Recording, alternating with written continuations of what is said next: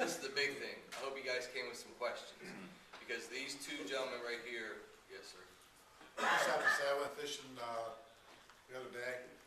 I hear Kelly Phillips. Boom! I hear a shot go off. Was that a firecracker? This joker's over here shooting ducks. Nice. 10 feet where I'm fishing. So I had to throw that out. It was pretty good. At least I gave you a warning holler. I thought I was being shot at. What did I do wrong?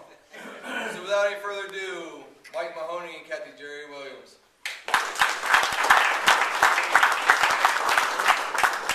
Well, I didn't get to introduce myself. Mike Mahoney from Methner.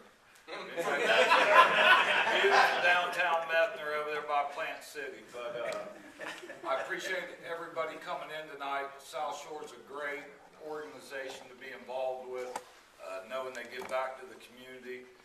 We're celebrating this year our 70th year. 70 in business. It's really because of the people who come to us. It has nothing to do with us. We try to treat people fair, but it's a customer base that we have, and this is some of our customer base, and I just want to tell you I appreciate it. I brought a few things in to give away. There's some towels and koozies, whatever you want, fish towels or whatever. You're welcome to take those with you. I got a few t-shirts up here. I grabbed like one in each size, and I grabbed a couple gift certificates, 25 bucks a piece to give away. Hopefully y'all need something can come down. Also, I brought Jerry a gift. If anybody knows, me and Jerry are always in a competition. So we're out there fishing. He's got his counter. And sometimes he calls in the radio show and starts talking about catching more than me. So we brought Jerry a lens cleaning. So when he goes to count, he'll be able to see the page where I'm catching more fish than him. When he plugged into me when I first went to the hardware store, that was it. I can't get away from the guy. I'll tell you a quick story. It was good. He come into the hardware store. I knew who he was. And he was one of the guys I wanted to fish with. I was probably 22, 23 years old. And I knew that I wasn't going to just go out and learn all this myself. There's no way. That's why it's good to have these kind of clubs. We didn't have them back then. So I'd ask Jerry, hey, you want to take me fishing? You know, I'll maybe do a little swap out with you. Nah, I ain't taking you fishing. You ain't going fishing with me. I'd send people to go fishing with him, a charter. One of my best friends for his, it was his bachelor party for his wedding, him and the other guys, and they went out with Jerry, and the first rule was you don't tell Mahoney anything or where we're at. That's the law.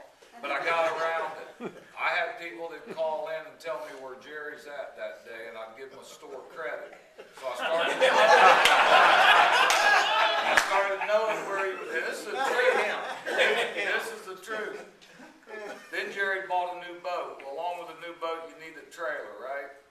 Who you gonna go to get a trailer? Now I'm in the driver's seat. I finally got on that boat with Jerry, and we have a good time on the Sunday radio show. I don't know how many people listen to it, but it's a really good time, and I talk a lot of fishing and hunting and that kind of stuff. I'm not going to talk a lot tonight. I may throw some jabs here and there, but truly a legend in this area is Jerry. He's excellent on the throwing lures. He's excellent at catching fish. I was talking earlier, and this side of the bay is one of the most unique fisheries there is. You can go to a spot and tear the fish up. Go there the next day and there's not one around. I mean, there's no water. No water. Everything changes. You got a lot of fresh water, debris. It's finding those spots and staying steady. Jerry's one of the best at it. We've been out there and thrown artificial for hours at a time, not catching anything, and you just can't give up. The last hour of the day, you catch 30 fish. You go into the ramp and you tell your buddies, hey, we caught 30 fish today. Oh, y'all tore them up, you know. Well, no, we went 10 hours of nothing. Worked all day. Yeah, worked all day to find out where those fish are. The next day you go to the same spot and boom, half of them are gone or they're moving. Jerry, Excuse me, Mike. No, it's go all ahead. in fun for the hunt. If you got a little idea about hunting, watching what you're doing and stuff, it just kind of falls in place. And I'll tell each and every one of you, every cast you make it count. I don't care if you're just throwing out there in the middle. When you flip it, watch it, try to stop it or let it go and stuff like that. Consistency is what will make you a better fisherman. And tonight I'm just going to tell you the basic things, try to help you out. You got questions about different lures, lines and stuff, I'll be more than glad to try to help you whatever I can. If I can't, my partner right here, he'll help me out. You stay on the beach. You know, one of the things we talked about on the way over here, and I told Jerry, he was telling me about some of the stuff we're gonna talk about, showing knots and talking about casting. I said, you know, Jerry, you don't charter anymore. Nobody's gonna take your fishing spot. Let them know where the fish are. And that's what I wanna get across tonight. You got a big trout tournament coming up. Jerry catches the big trout on the east side. It's one of the hard things to do over here. You know, tarpon key's one thing. A lot of big trout in that area, but to find them here and to know where to go, it's not easy. I'll start with telling you one of the spots, a Ballast Point bar. Great time of year to check it. Go in on a super low tide, incoming. You can see the structure out there. It's in between the channel and Ballast Point. There may be PVC poles up there still. There's a big concrete post sticks up out there in the middle of the bay off the second spoil from first spoil from Pendola Point. Halfway down that spoil, on the west side, you get yourself lined up, look right back to your west. There's a concrete pillar sitting out there. It's got to be a 8 by 10 or 10 by 10 or whatever. It's got a big green square sitting on it. You can't hardly miss it when the weather's good and stuff. Then following in behind it, there's this red diamond marker. That's Lombard. And all that is all rock bottom and stuff that's been out in the bay. And the reason they call Ballast Point is back in the late 1800s and stuff, when the wood ships come up the channel, they dumped the rocks over there. That was their ballast to keep that ship level and stuff. And they had to unload to take their cargo and stuff off. They dumped them rocks over there.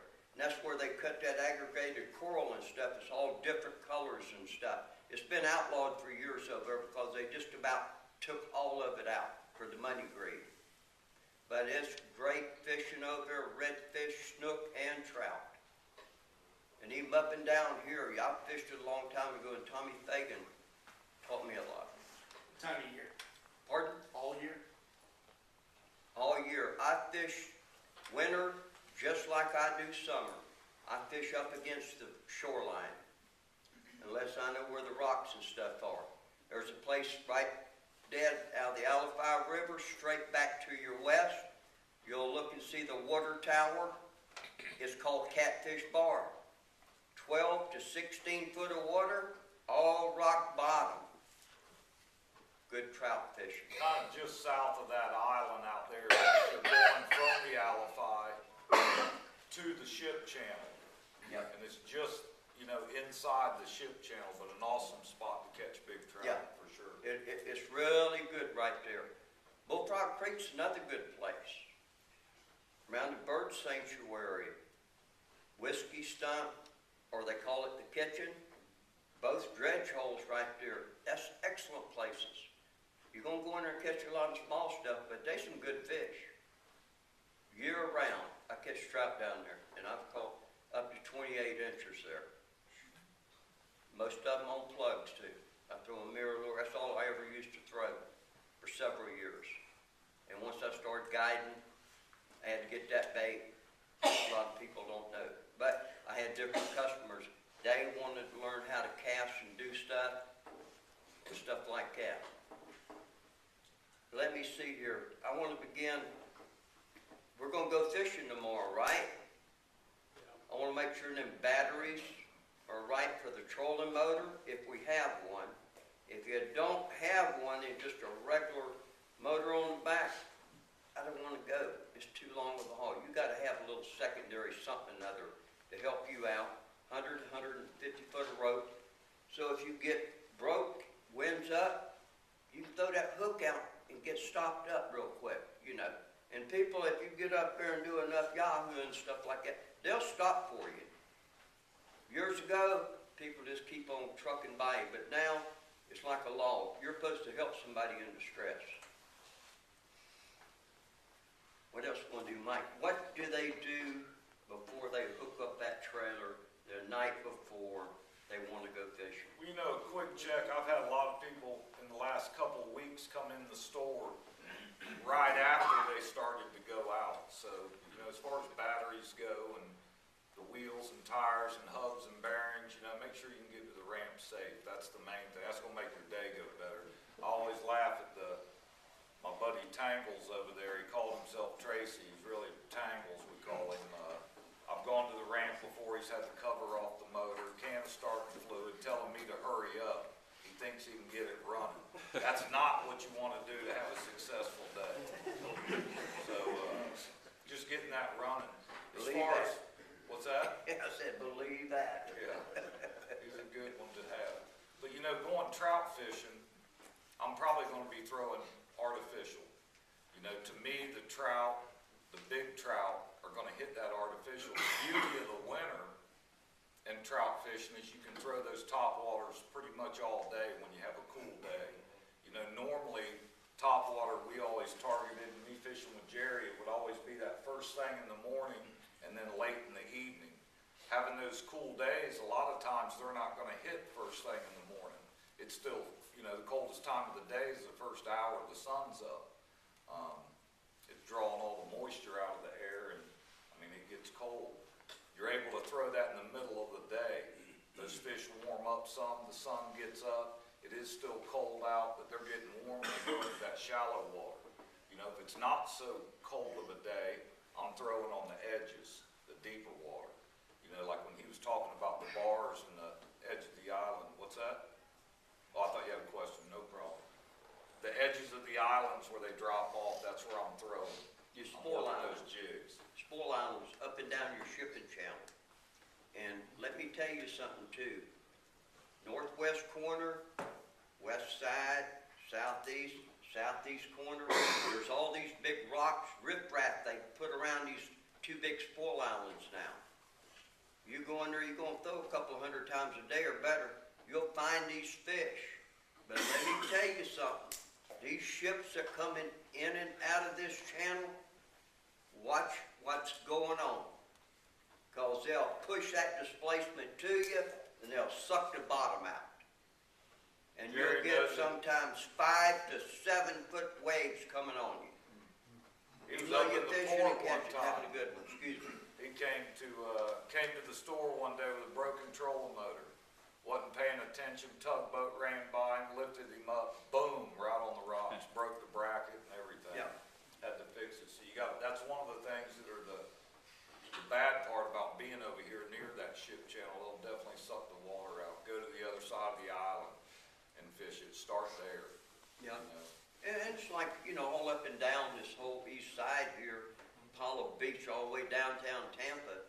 I fish it the same way as I do if I'm in the north end or if I'm down in Bishop Harbor.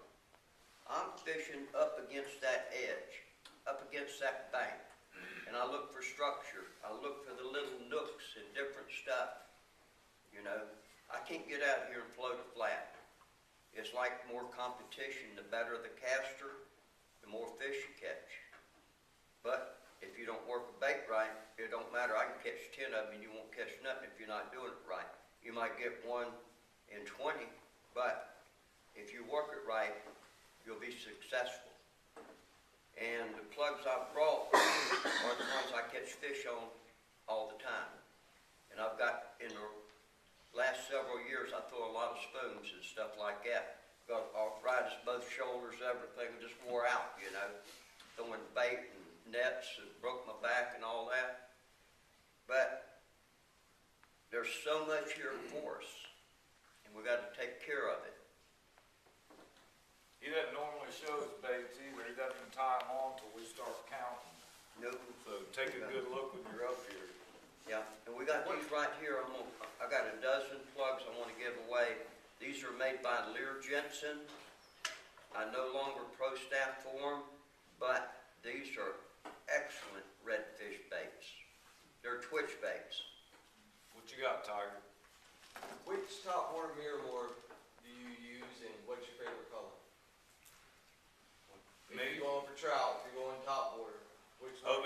this side, Yes, sir.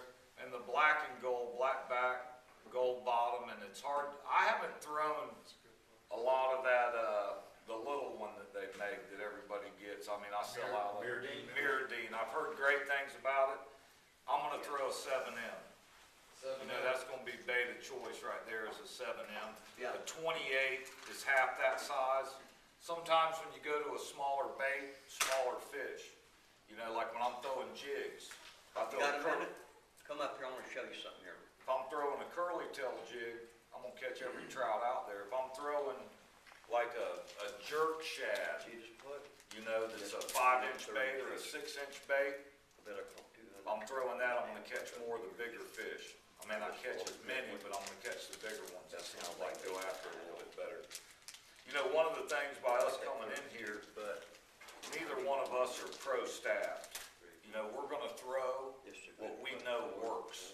A lot of times when you get a seminar, you know, you may have somebody that's giving baits or whatever, and that's what they're pushing. It's great, and they probably catch fish with them. But when you ask a fisherman that's actually buying his baits, what he's using, that's where you really feel the confidence. That color, a dark bait made by Mirrolure, the Little John, is, I mean, an unbelievable bait. I've caught 10 fish in a row on this. It's indestructible. I mean, I've caught bluefish. The only thing that really kills it, blowfish, yeah, pufferfish. Yeah, they'll just snap it off. Yeah, they get to about anything.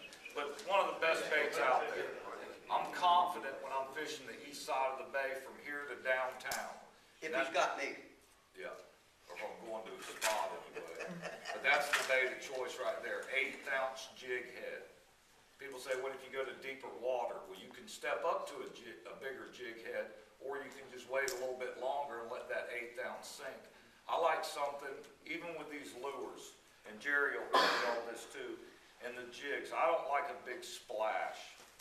You know, if you're out offshore and you're fishing yellowfin tuna and they're showering in front of you and you throw a popper that big, acrylic that weighs 3 pounds, you know, the splash doesn't matter, the fish don't care, they're just gonna crush it. When you're talking an inshore fish, shallow water, that splash, boom, they can run. I've done it many a times where I put it right on top of their head instead of behind them. We come up, we see the fish, I'm afraid he's gonna get the cast before me. I throw first and it's right in his, if I could've waited 10 more feet, I'd have put it well past him and brought it right by his nose where he couldn't resist it. But, you know, like he was saying before, the main thing is making the cast count. You see the fish, don't get too anxious. Get up there a little bit closer to it. Make sure you can put it past him. That way your presentation is perfect when it comes by. The way I work a jig, twitch, twitch, let it drop. 90% of the bites, and I've heard it through every seminar I've ever been to, 90% of the bites are on the down. You don't want a bunch of slack in the line. You don't want big jerks. You do the big jerk, when he hits, you got too much slack in the line. We start calling you tangles. That's what it is. he'll feel the thump, but he won't be there solid. Right. He won't be there solid. What you got? When you're working at topwater, I mean, I've heard a lot of discussion, I've used it in both these scenarios, but if the water is completely glass, it tends to spook a lot more fish. Do you like it more when it's glass, or do you like it more when it's a little bit choppy when you're using a topwater? Well, when it's slick, it's so pretty, and you got your imagination when you cast that plug out there, and you're doing that right there. But if there's just the slightest ripple with a breeze, much better. And two, just say tangles here is a fish, okay? And I'm about, just say 30 foot from him. He's up on the sand, mango trees in the back of him, right? I'm gonna look to the right of him if that tide's coming this way, or if the tide's coming from this way, I'm gonna look to his left, because I'm gonna know what tide where I'm at, all right? All of us do. Some places, it's backwards as it can be by the chart. But 2 to 3 foot in front of him, 3, maybe 4 foot over him. And when you flip that bait up there, keep that tip down just really slowly. Then when you get about a foot from him, do a little bit of twitching. He'll come get it. That's how I caught a 21-pounder one day over at Ballast Point. There was 2 of them come up, and they were coming to me.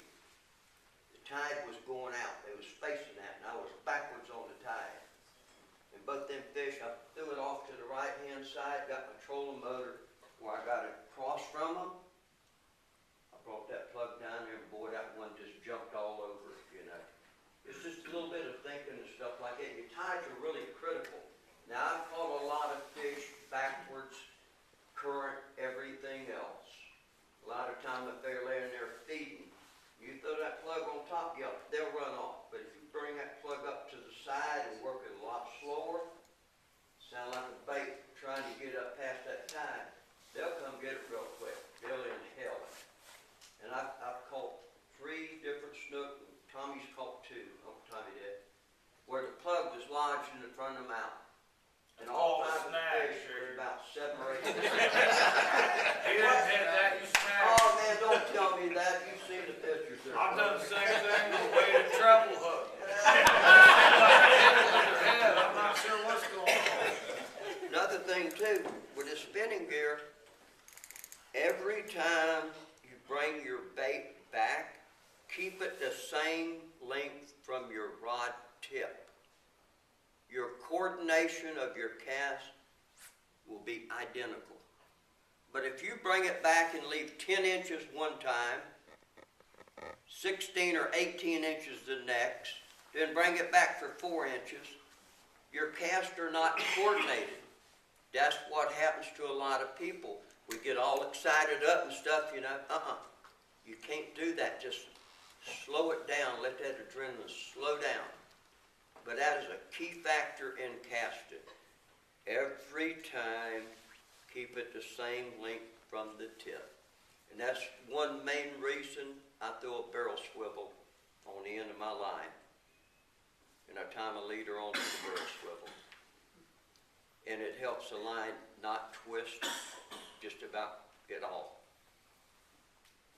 Another thing, let me tell y'all something about when you load a reel up, okay? Everybody's into the fiber line. Whenever you put 20, 25 foot of mono backing on it, 10-pound test, 4-pound diameter. I've got 8-pound test monofilament that I spliced into.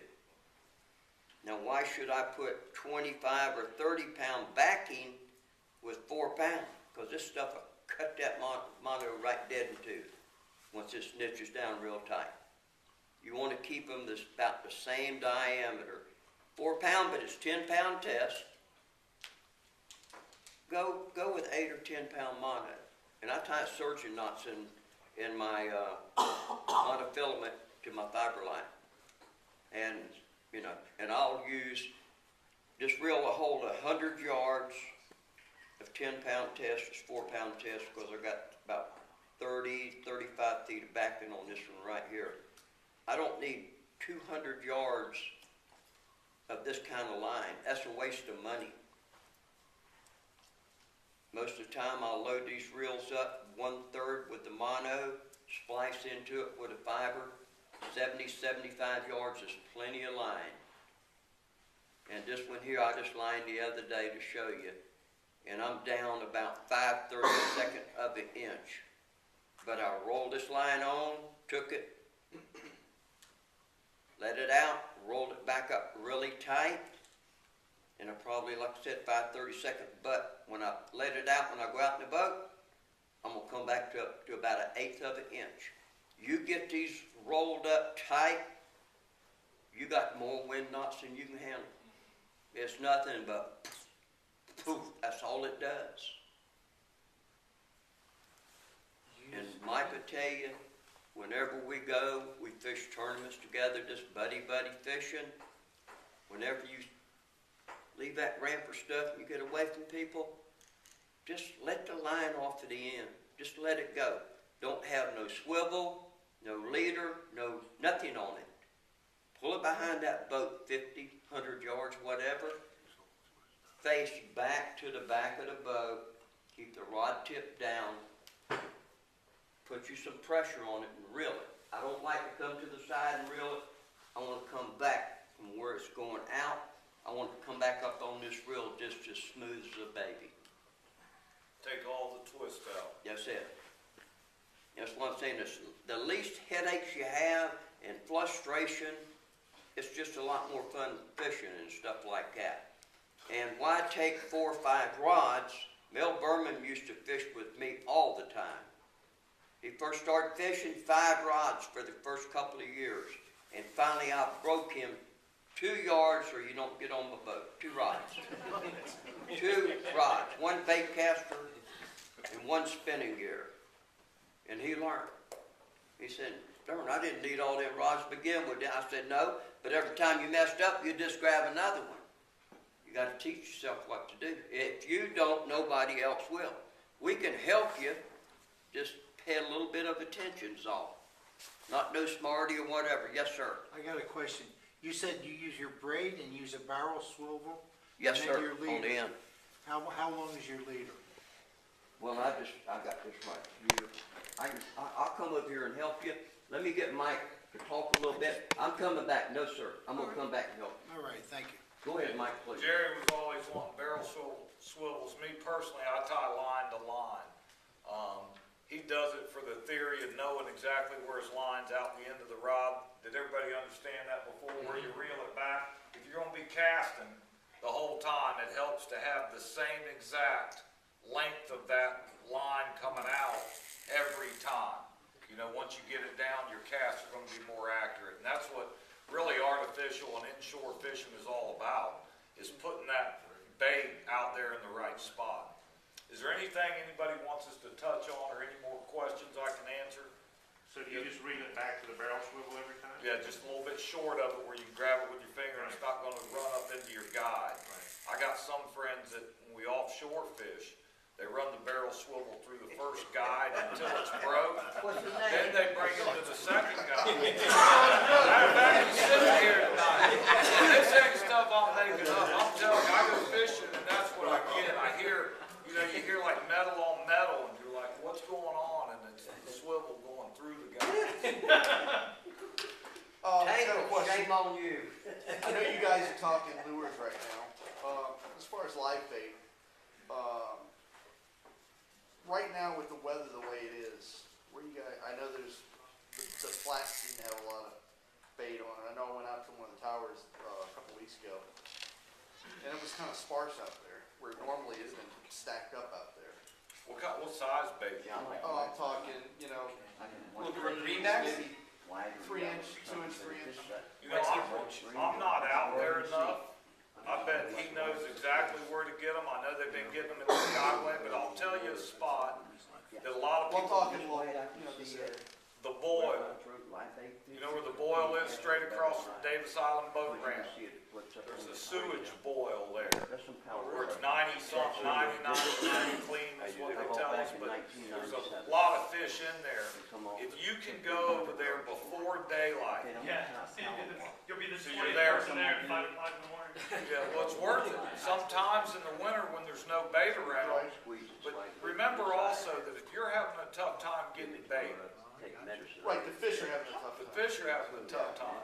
And if I catch big monster whitebait and nobody's catching that in Tampa Bay, and I go to a spot and I know big snooker there and I wonder why they won't hit, a lot of times those big snook aren't as active. And I would assume redfish and trout are the same way. They're not wanting to chase down that Right. thoroughbred bait. Cut his tail off, Oh, yeah, I've done that. cut pieces of it. Wintertime, shrimp fishing is the way to go.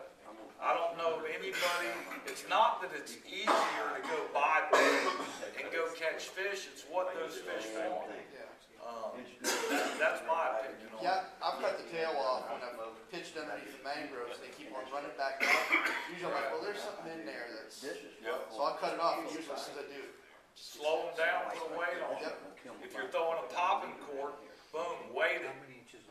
That way, he's pulling that weight, and after a couple casts. If he keeps, you know, a lot of times the bait, when it's real fresh, he'll shoot out of the bush. Really, maybe cast him back in. He'll only do it 2 or 3 times, and he'll finally start pulling with that tide, you know, moving down. Any other questions? Anything you want me to talk about specifically? About some spots on the Alafire. On the Alafire River? Coming I would probably put in at the Civic Center, because I'm in Fishhawk. So which way do you go? Do you go right or do you go left? Well, if it was this time of year, and I'm gonna target snook, trout, and redfish today, I would go to those first set of docks on the inside. I'd leave from the Civic Center. You're not talking Williams Park, either one, come out and make a left. Correct. You're going upriver. Correct. The first set of docks there on those condos on the left-hand side, Okay. caught a ton of redfish with him inside of there. If I was going for trout, I'd go to the Palm River. The mouth of the Palm River, you got some submerged pilings. I don't know if anybody's been over there on the right-hand side. Be careful when you're going through there with a trolling motor, and stop the boat, kind of hit you if it's a low tide. Both sides of the mouth of the Palm River before you get to 41. When I get beyond 41, I stay on the north side of Palm River. You got a sunk boat over there. There used to be, it's a nice mangrove edge with oyster bars. And those are the two rivers I would hit. The Alafai, you know, big snook get up there. I fished as far north past Kingsway. You know, I've launched at that Kingsway ramp, prefer to use big gold shiners, you know, 2 or 3 dozen of them, buy them from the bait store, and go up river and catch them. Snook are really active. You know, when it's super cold in the winter, going way up. So well north of 301. Oh, yeah. Kingsway in Brandon, if you go to the very end of Kingsway, it kind of cuts back, there's a boat ramp back there. Oh, okay. I didn't know that. Is it Kings? Yeah. And you can pretty much launch anything back there? Any big Tracy, you probably launch up to a 20-foot boat, 22-foot boat.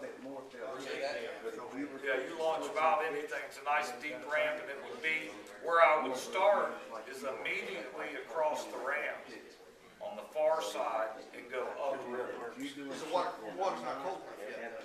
No, I mean, there's gonna be fish up there, but they're not gonna be bunched up. You still got, you haven't really got it Yeah. nice and cold. There's Because I went to Delphi a few weeks ago.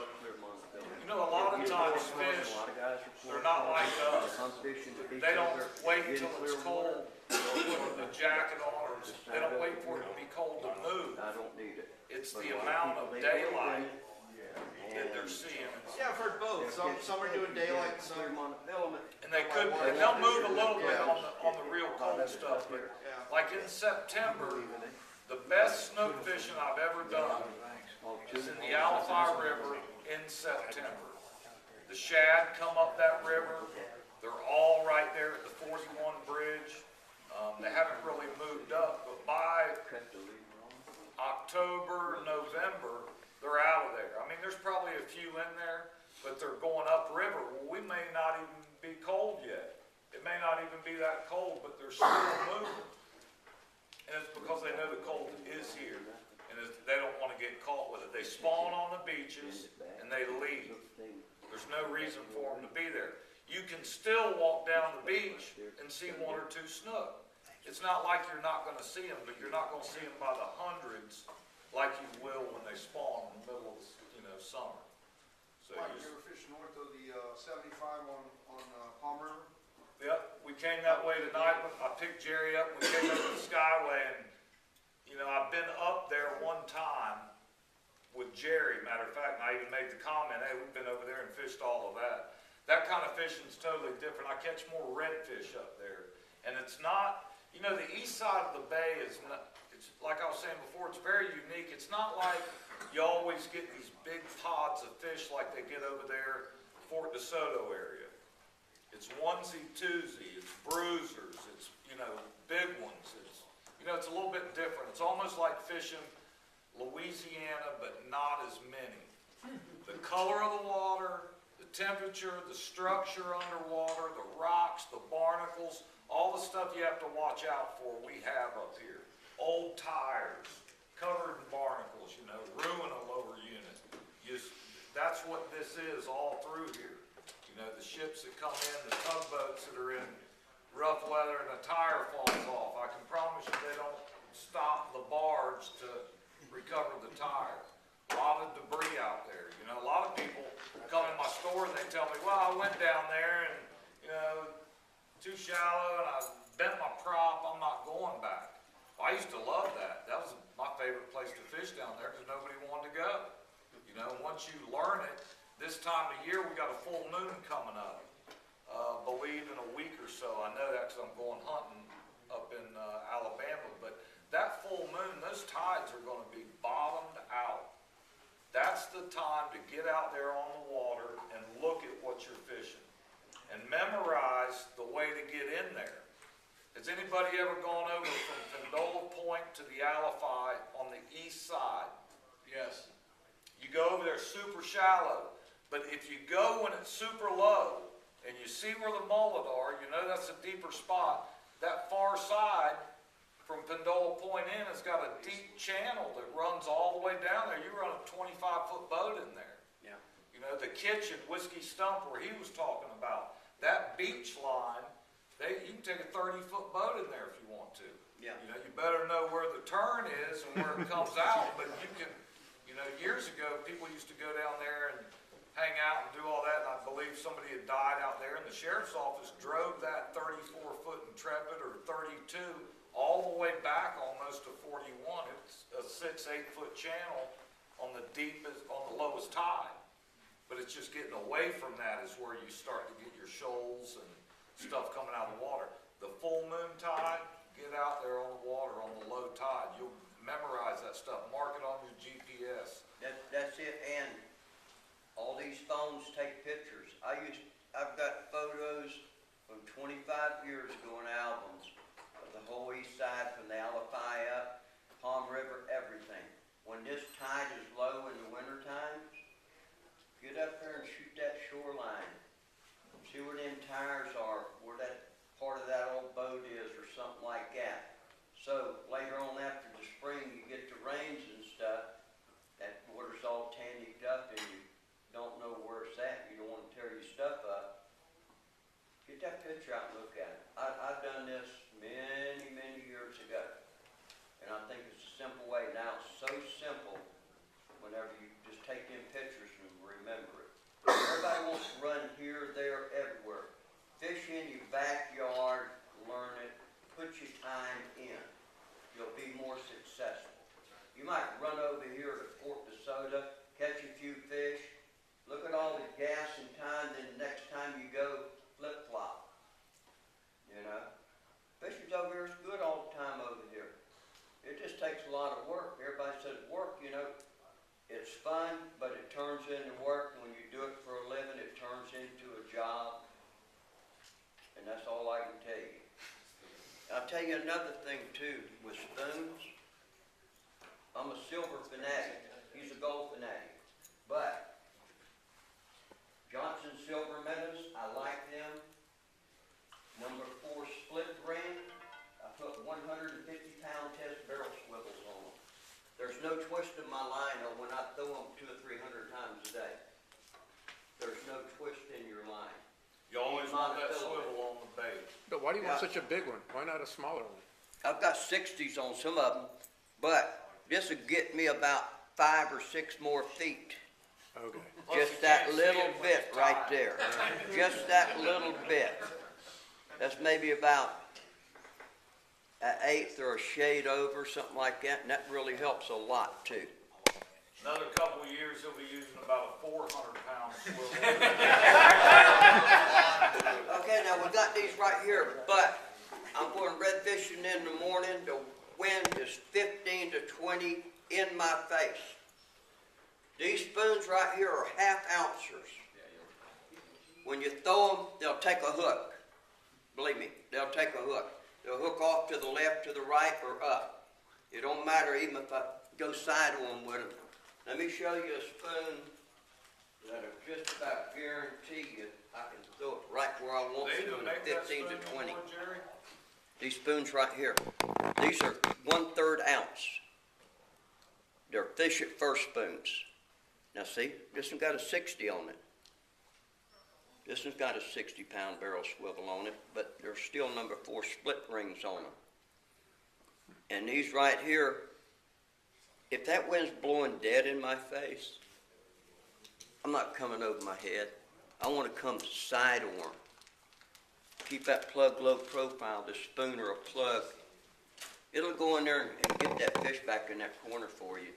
But if you're trying to sit there and whip it up, and you get that, and that wind hits it, it'll take off. It'll take off just like a paper plane will. Won't it, Mike? You know, when you talk to people who fish the east side of the bay, or from guys who are artificial to live bait, you ask a live bait guy who does that most of the time, hey, what's your favorite tide? It's high, outgoing. An artificial guy, most of the time, likes a low, incoming. So they get out there when it bottoms out.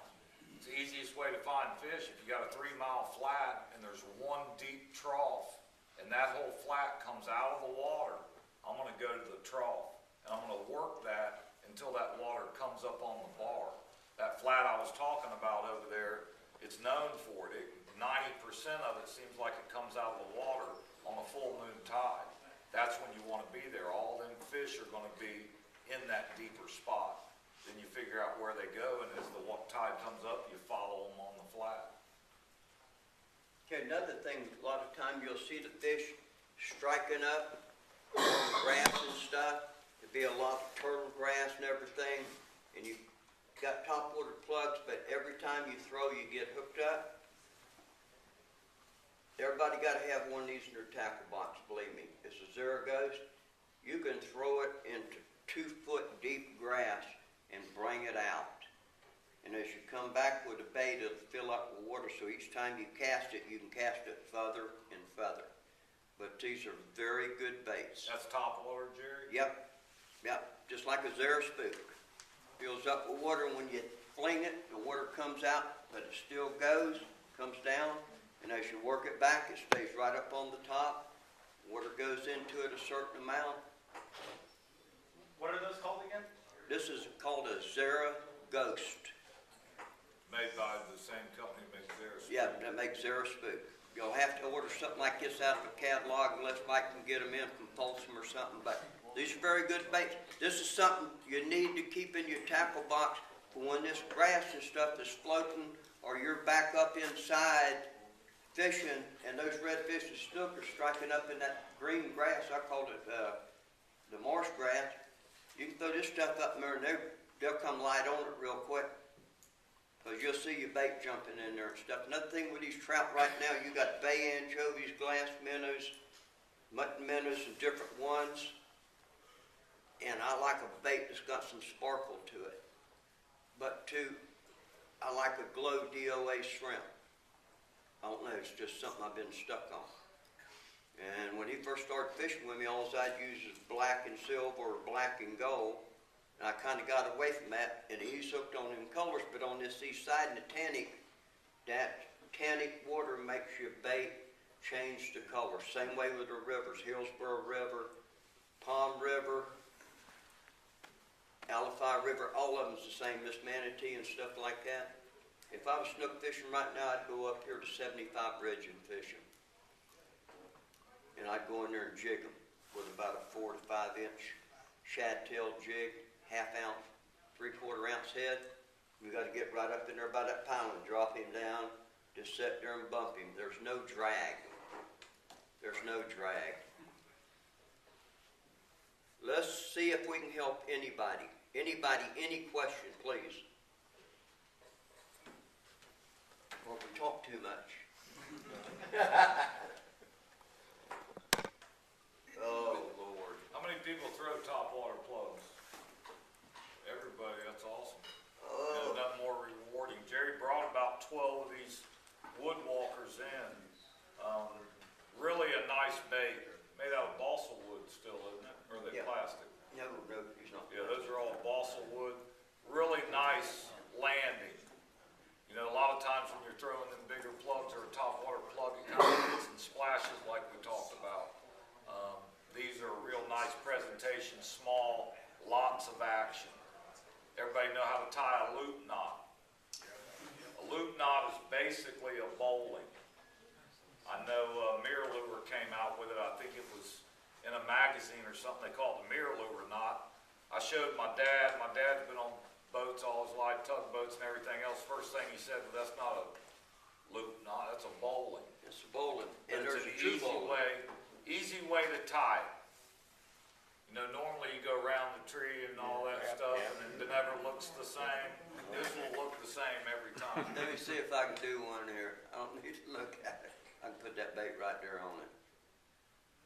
Oh my goodness, it's got to come out here. Is that it? Show them a little slower, Jerry. Okay. Do that again. I learned this when I was an iron worker back in 1972. See how that loop is? I did. We'll do that. I'm just doubling this line to push it through.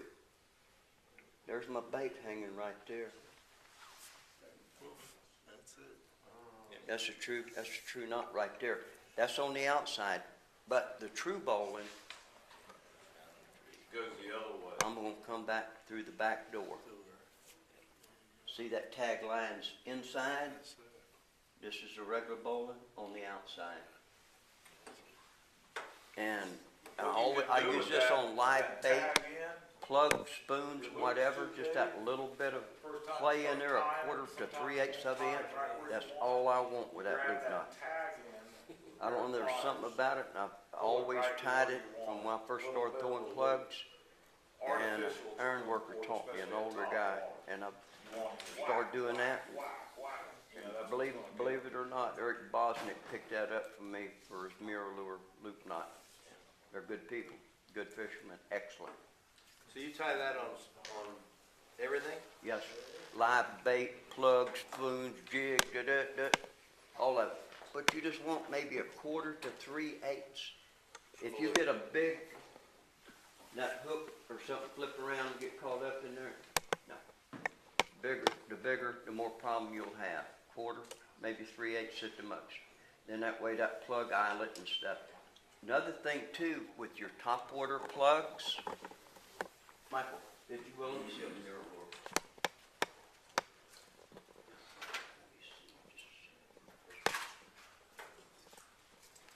These mirror lures, snook, redfish, trout, it doesn't matter. Everything is true. All of them are in sequence like on these outside edge hooks. A lot of time you catch you a snook or a red or something, you'll get that back eyelet to turn, or you'll get this front eyelet to turn. Them fish 6, 8 pounds, these things is tight and good now. They'll twist it off. And if this is like this plug will flip off to the side, it won't work like he's supposed to come straight to you. There's a lot more to it than people think. You know, get all excited, you done got one, you put him in the boat, he's been out a couple of bars a little bit, you know, out of alignment, and he's twisted this back eyelet, you know, on this hook. Instead of having this, you'll have this right here. And those two right there in the front are good, but this back one is upside down. Plug will not work like it should. That means crankbaits and all. You get a hit, you get a fish on, you catch a fish or something, check these hooks the way everything lines up. If you don't, you throw it out there and throw it out there. You're not getting no hit. You was getting hits a while ago when everything was true, right? It's all to paying attention and correcting yourself. We can tell you and show you and do you this and that, but when you're by yourself or whatever, I make every cast count. It don't matter if I throw till the cows don't come home. I still will make every cast count. I see people, they'll look over there and they keep throwing it out there. I said, no, don't let go so quick. Just take your time and flip it easy, because everybody wants to throw it hard. That don't get it. That don't get it. Same way with bait casters. That's all I ever threw until I started guiding, was a bait caster. Never messed with no spinning gear. It was a different ball game. Because all I use is plugs, period. And you catch better quality fish. You catch a lot more on live bait, but I've caught 30 and 40 snook a day on plugs like this here. This is my color right here when the water's clear. It's one of the better ones. But black and silver with a white belly. Water's a little tannicked up. I like black, gold side, yellow belly. That's when that water's tannicked up. And you shoreline bait, you get some of it and you'll see them chubs and different stuff are. And it's like when we go out here and catch that whitebait on the flats, go back up this river, go in these back bays around here and stuff, it's like candy to them. They go crazy. Which plug is that you're holding? That's a 7M mirror lure, silver. Got it. It's the same way, just like I say, crankbaits, these topwater twitch baits or topwater whatever, you know. Always make sure these hooks are trued up. That's why they're on there like they are. It's the way it's balanced and the way it'll work. Michael? You know, when I think back to some of the biggest fish I've ever caught, the biggest snook I ever caught was on that bait.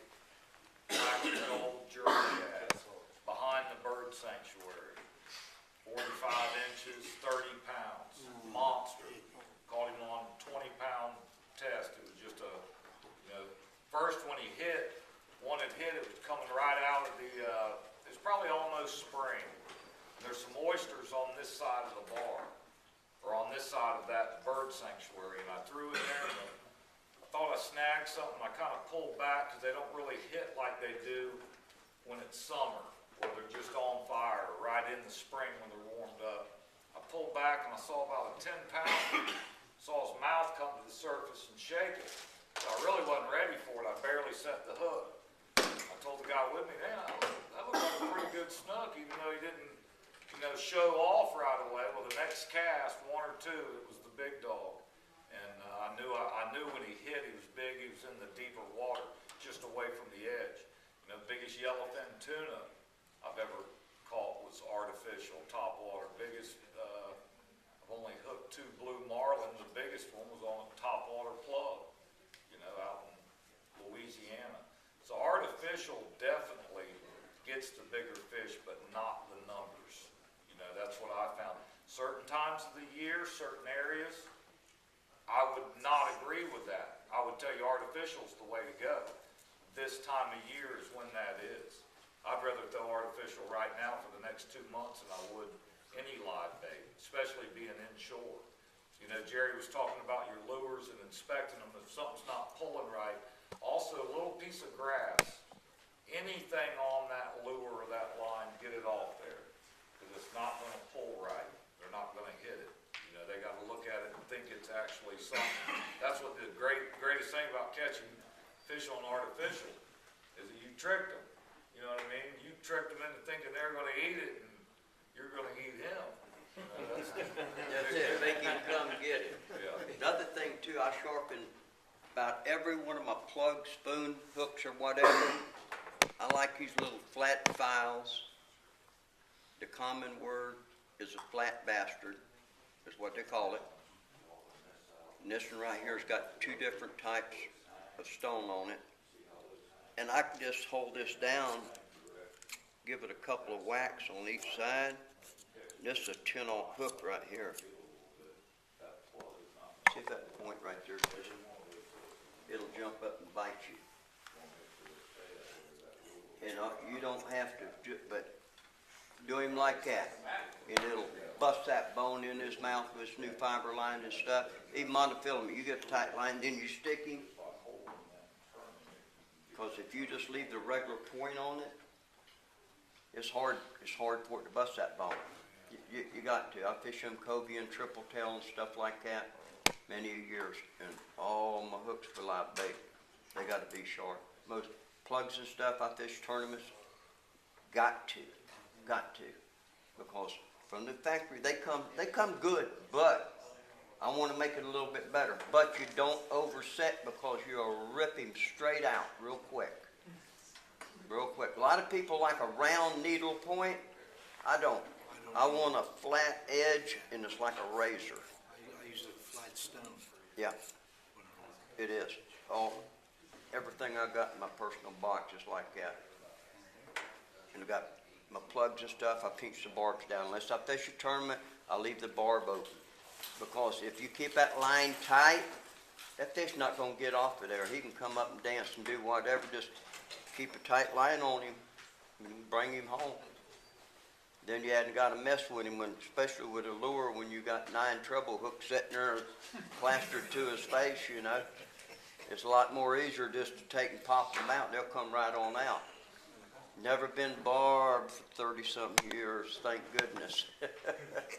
I cut 2 out of Tommy's hand. And that's the first ones he ever had in his hand. He was a commercial gill netter and everything.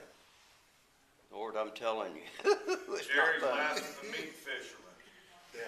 Loves to eat them. What you got? This is my first winter down here. Presentation slower when the water cools off. On everything, top water, everything. You know, it's one of those things when you get out there, the difference between deep and shallow water. The deep, I may work something like a jig a little bit slower. When I throw that top water, depending on the time of day, I'm gonna work it every single way I can until they hit. That's the way I do it. I start off with something I'm confident in, which is kind of a medium. If I'm throwing a 7M, I'm twitching. And remember what I said before about the jig, you don't want to twitch where you've got so much to gain. If you move that lure too much and that fish strikes, by the time you get down on him, you got too much slack in the line. So a slower presentation is definitely, I would think, a good start. If they're not hitting it, I've spent 30 minutes and I've passed 10 fish that wouldn't touch it. I'm gonna pop, pop, pop and stop. See what he does. Pop, pop, pop and stop. He doesn't hit that, I'm gonna do a steady retrieve. But you know, the big snook that I used to fish a lot for, artificial, in the alify in the fall, my reel, the guy, I would have to actually count. You know, it was like a bomber. I'd throw it out there, get my line tight, and I'd twitch it down. Boom, boom. And he would be in the water a couple feet. And I would turn that handle once every 3 seconds. And I would actually count that while I'm doing it until I got used to the turning of it. And that's when you would just, see, it's a totally different hit. A big snook hitting a lure in the winter. He doesn't just come up and wham and just take off running or jumping. He comes up and puts it in his mouth because it's not going that fast, right? Boom, and he lets go. So when you feel that little brush, and it almost feels like a stick, like you're brushing against something, you pull back on it real quick. Once you get that down, you get him hooked, then he's going to show off because he knows he's hooked. If you didn't do anything, he would grab it and let it go. Grab, it's hard, it's not food, I don't want it. And that's the way all the fish are. You know, the hardest thing is, you know, being consistent, like with a spoon. You're reeling that spoon at the surface, you're in a foot of water, you see that redfish come off the bar, pushing water to get to the spoon. I mean, it's awesome when you get them doing that. It's so hard to keep the same retrieve. Here comes the spoon, he never even hit it. You know, and Jerry was the one that taught me. I'll still do it today. You know, if I didn't get that excitement, if I didn't get that rush when I saw that, I wouldn't be fishing. There'd be no reason to go fishing. But I almost turn my head sometimes. And then boom, I feel him pull, and now I know I got him. You know, a redfish, when he comes up behind it, it's so hard to keep that same pattern. And it's the same way with a snook. You're working that lure or a trout. I'm working a topwater lure. Boom, boom, boom. I'm walking it. And boom, he